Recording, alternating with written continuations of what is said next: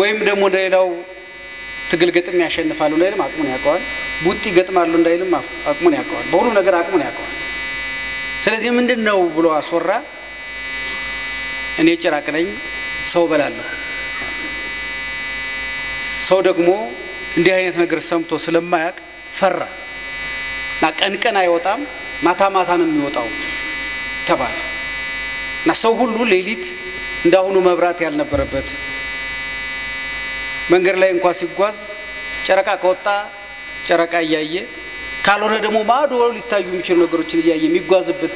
ጊዜ ስለሆነ በሌሊት የሚያጋጥመው ነገር በሙሉ እንቅፋት ሲመታው ገደል ሲገባ አውሬ ሲያጋጥመው ወይም ደግሞ የሆነ ነገር ሲያስተነግጠው እሱ ነው ብሎ መፍራት ጀመረ ይሄን የሰሙ ሞኞች ደግሞ ጭራቅን የተመለከተ በጣም ብዙ ተረት በጣም ብዙ ዘፈን በጣም ብዙ ምሳሌ እኛ ልጆቹ ነን የፈራንባቸው ጭራቅ እንደዚህ ነው መልኩ እንደዚህ ነው ጥፍሩ እንደዚህ ነው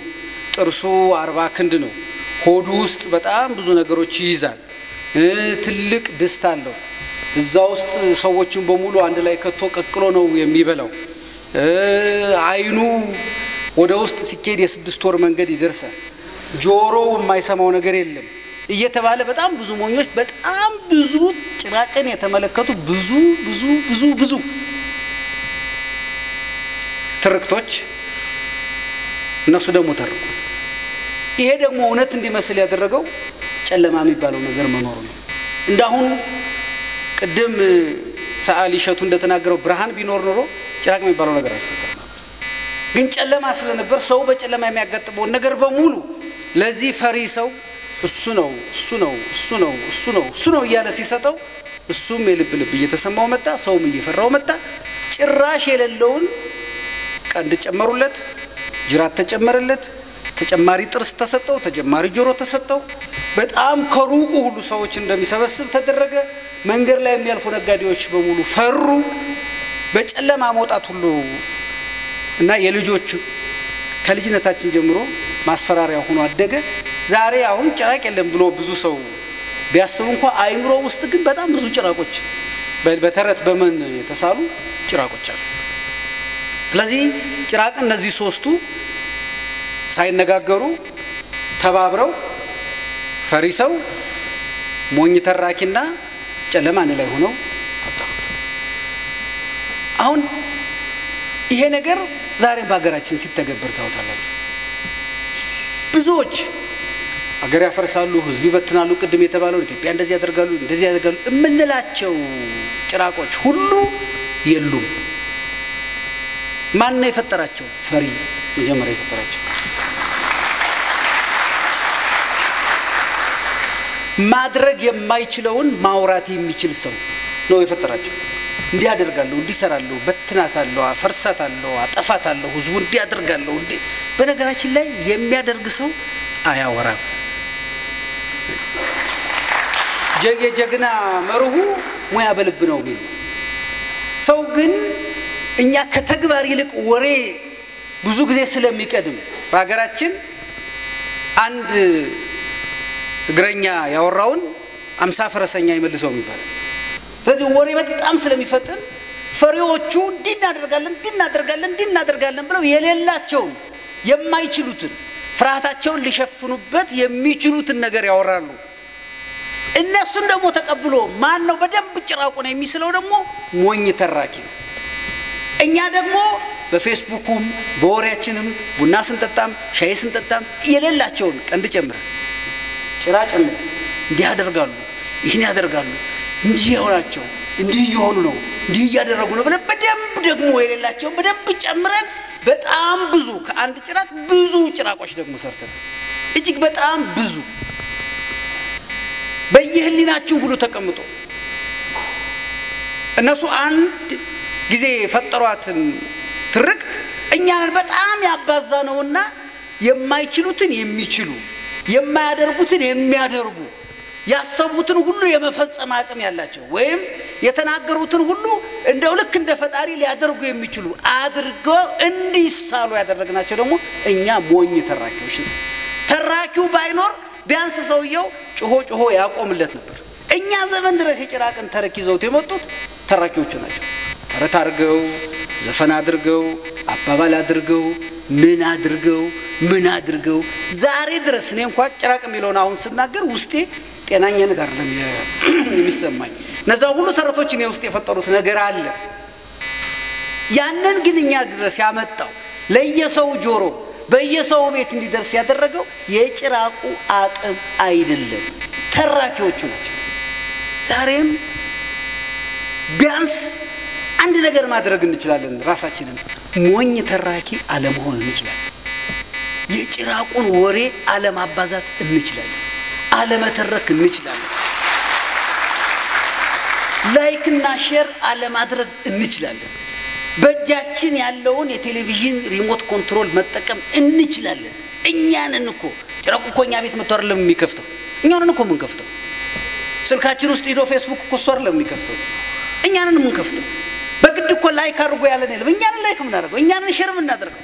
እኛንን ደግሞ ላይክ እና ሼር የሌለው ሰው ደግሞ ሄዶ ቡናና ሻይ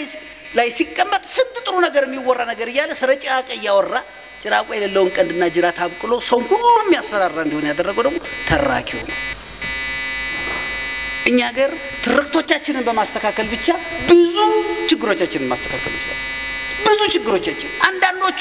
ሂደን ስንጨብጣቸው የሌሉ ናቸው አንድ አባባል አለ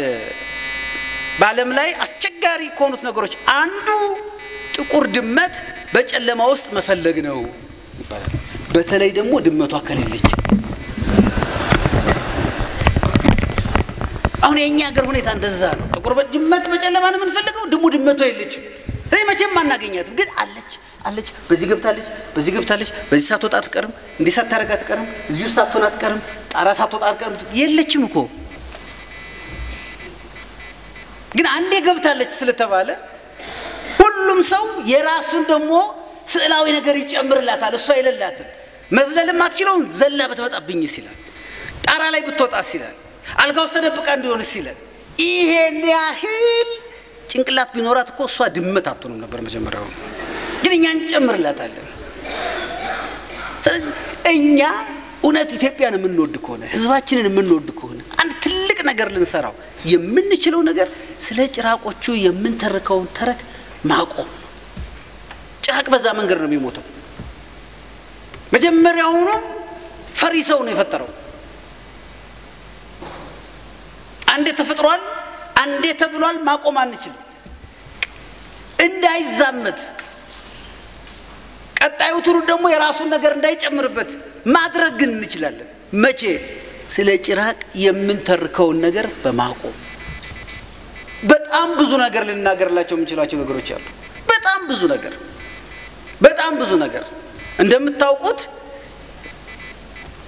ጨለማን ለመፍጠር ምንም ነገር ማድረግ አይተበቅም ምንም በቃ መብራት ስናጠፋው ቅድም እንዳየነው ጨለማው ራሱ ይመጣል ብርሃን ማምጣት ነው በጣም ከባዱ ነገር ለዚህ ነው ጨለማ ማምጣት ቀላል ስለሆነ ብዙ ሰዎች አምፖሎቻችንን አጥፍተው ወይም ኩራዞቻችንን አጥፍተው ወይም ሻማዎቻችንን አጥፍተው ጨለማን ያመጣሉ ለነሱ በጣም ቀላል ነው እንግዲህ ይሄን መብራት የሰሩት ሰዎች ከመጀመሪያው ፈላስፋ ጀምሮ መብራት ለመስራት ካሰቡ ጀምሮ መጨረሻ ይሄንን አሁን እኔና እናንተ የሚበራውን እስኪያመጡ ድረስ ብዙ ተለፍቷል ብዙ ተደክሟል ብዙ የአይምሮ ጭማቂ ወጥቶበታል ብዙ ገንዘብ ፈሶበታል ይሄንን እንኳን አሁን እኛ ዙሪያ የተቀመጠውን መብራት ዛሬ በብሔራዊ ቲያትር ግድግዳዎች ላይ ለማኖር እንኳን ብዙ ገንዘብ ብዙ ዕውቀት ብዙ ገመድ ተስቧል ብዙ ነገር ተደርጓል ይሄ መብራት እናጥፋው ብንል ግን በጣም ቀላል 4-5 ነገሮችን ስንነካ ይጠፋል ወይም ደግሞ ጅክፉ እንሆን ካል ሁላችንም ጫማችን አውልቀን እንምታው ብንል ማጥፋት እንችላለን ማጥፋት ይሄን ያህል ቀላል እኛ ግን ብዙ ጊዜ ስለ ብርሃንና ስለ ብርሃን ሰሪዎች አይደለም የምናወራው እነሱ ብዙ አልተወራላቸው እዚች ሀገር የታሪክ ሾተላይነት አለ የታሪክ ሾተላይነት ማለት ምንድነው ኢትዮጵያ ውስጥ ጥሩ የሰሩትን ሰዎች በጎ የሰሩትን ሰዎች ዋጋ የከፈሉትን ሰዎች የታሪክ እድል አንሰጣቸው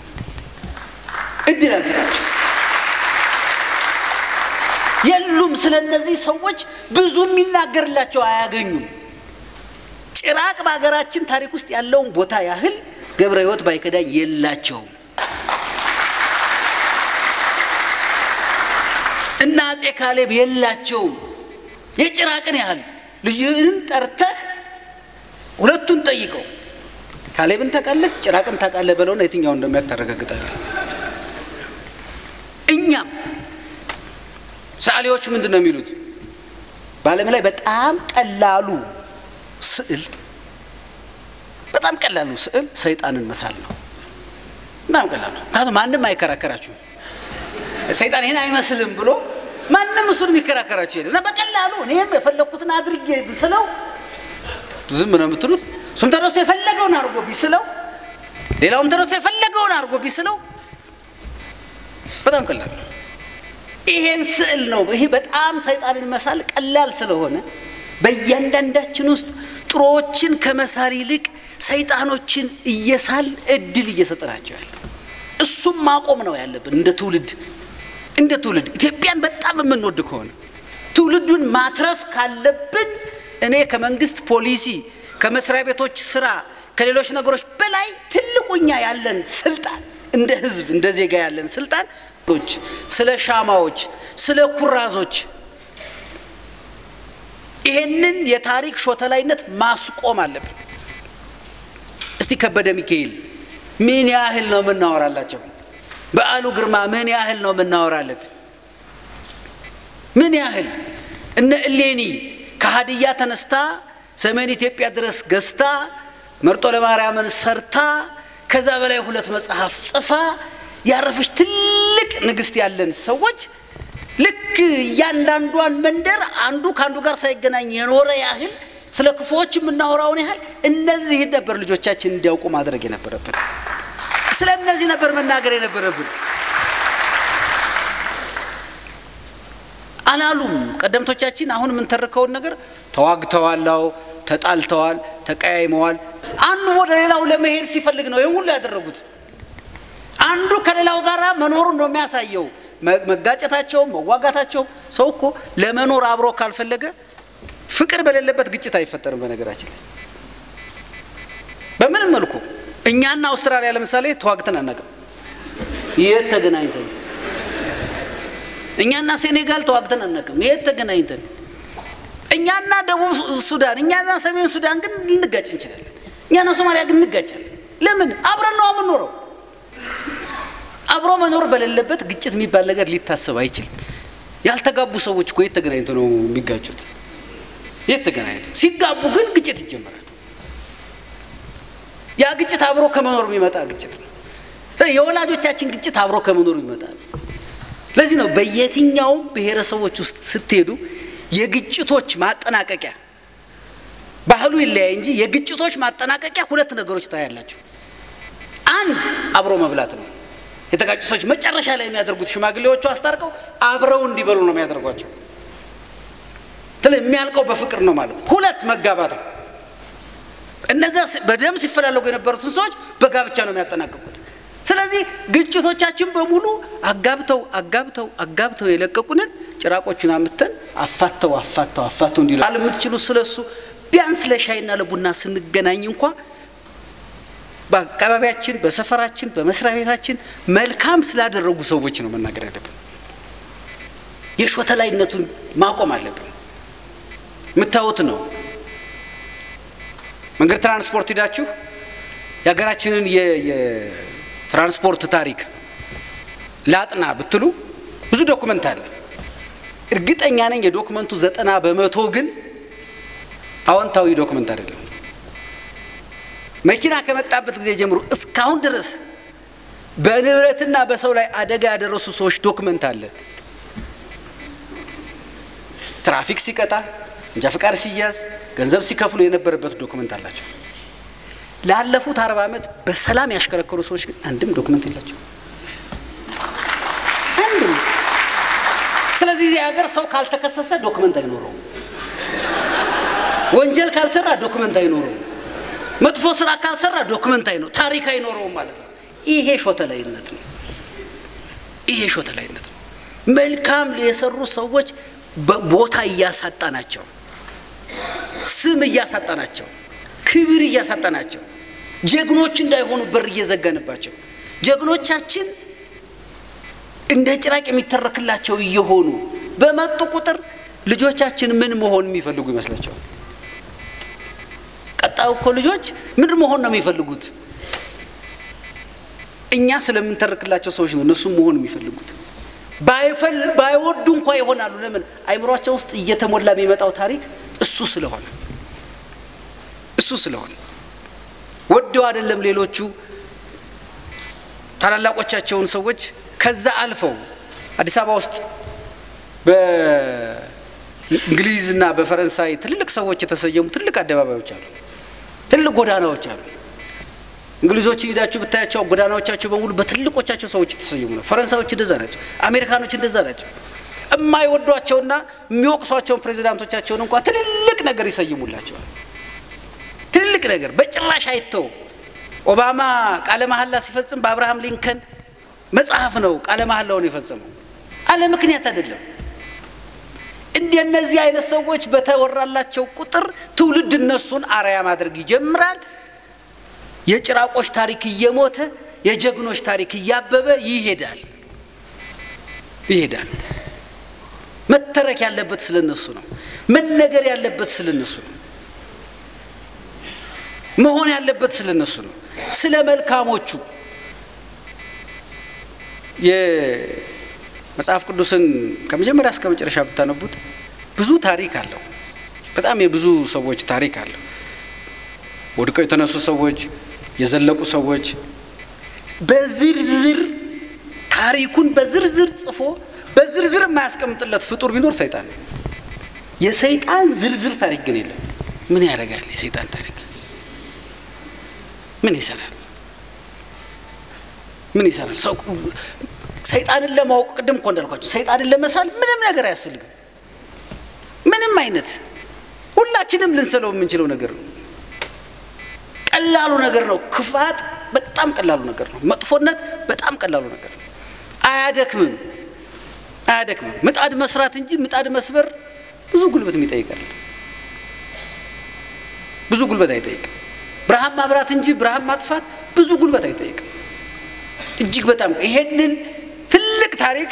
ንጉሠ ነገሥቱ እዚህ ደረጃ ዛሬኛ ያለንበት ዘመን ላይ ለማድረስ ስንት ነው የተለፋው? ይሄንን እናፍርሰው ብንል ግን በጣም ቀላል ነው። እና ይሄንን የመግደል ሰዎችን ጠንካራ ነገራቸውን ይዘን ከማሰለፍ ይልቅ ይሄ ሾተላዩ ጨራቅን ስለ ሰዎች እንኳን ስንተርክ እንኳን ስለ መሪዎቻችን ስለ ተላላቆቻችን እንኳን አሁን ስንናገር እንኳን ብዙ የሰሩ መሆናቸውን እንረሳውና አንዲት እንደ ጭራቅ የምትመስል ነገር ካለቻቸው እሷን ነው የምናጎለው። እሷን ነው ቀንድና ጭራ እንዲኖራት የምናደርገው። በሰሩት ስራ እየኖርን ማለት ነው። እዚህ ቁመን እኮ የምንጠቀመው ተመልከቱ። ኢትዮጵያ እዚህ አዲስ አበባ ውስጥ ያሉ ትልልቅ ቲያትር ቤቶች ብቻ አይደሉም። የሙዚቃ የስዕል ይሄ ኪነ ጥበብን የተመለከቱ ትልልቅ ተቋማት በቀዳማዊ አፄ ኃይለ ሥላሴ ጊዜ ነው የተገነቡት። ብዙዎቹ ትልልቆቹ ነገሮች እስኩል ቁመን በሱ እየተጠቀመን እዛው ውስጥ ስብሰባ አድርገን እሳቸውን ረግመን እንሄዳለን። እሳቸው የሰሩት ውስጥ እዛ ውስጥ ገብተን በተማርነው ዜማ እሳቸውን የሚሰድብ ሙዚቃ ሰርተን እንሄዳለን። እዛ ውስጥ ገብተን በተማርነው ስዕል እሱን እንስላለን። ከዚህ በላይ ሾተላይነት የለም።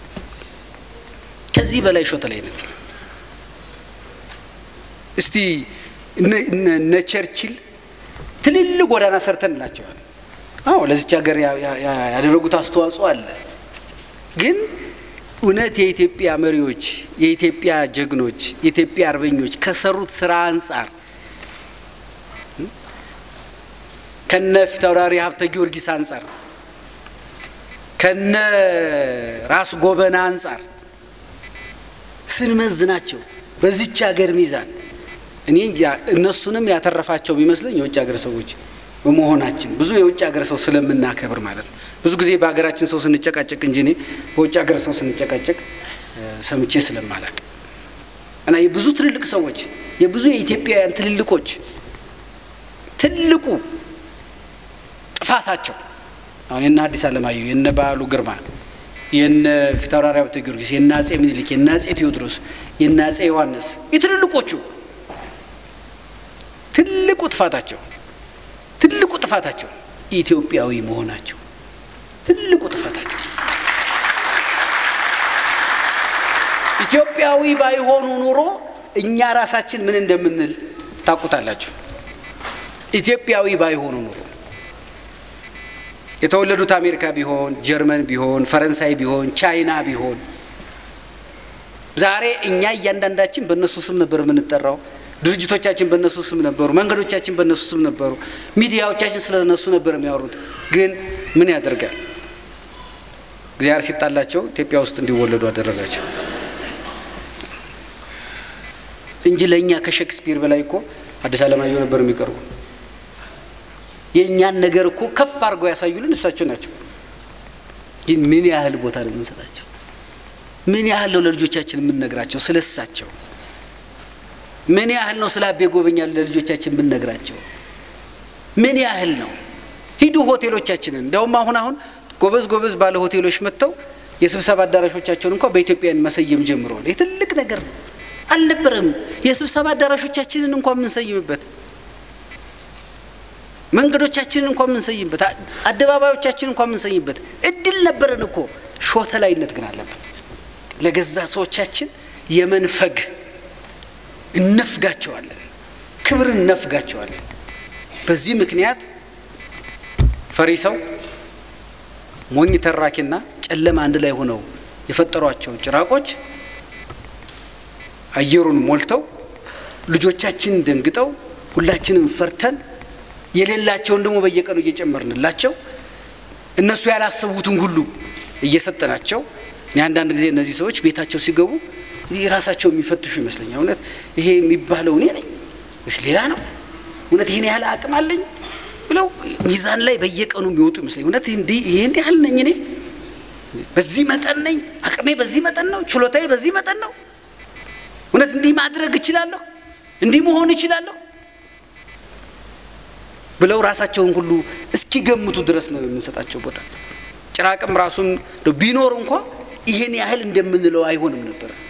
እኛ በተረቶቻችን የሰጠነውን ያህል አይሆንም ነበር ግን ጨምረንለት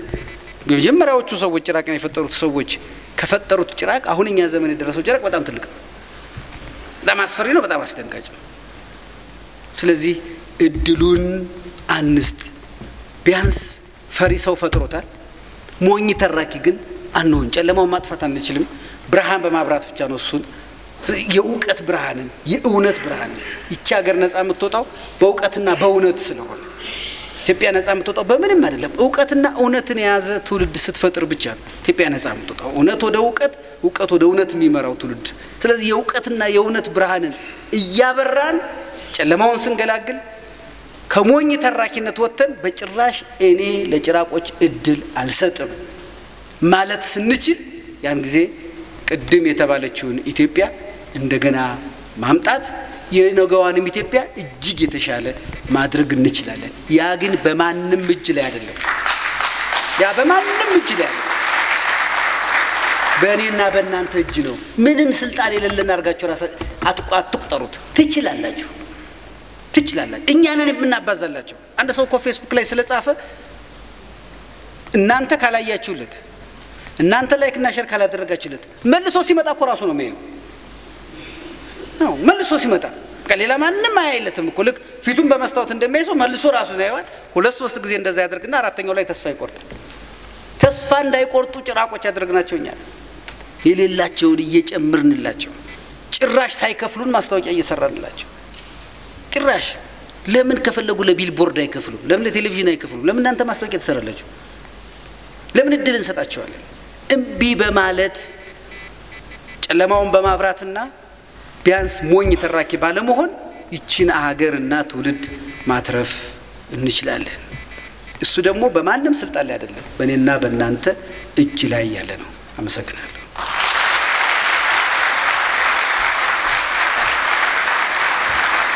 ተባርካችሁ አመስግኑልን ዳንኤልን በተቻላችሁ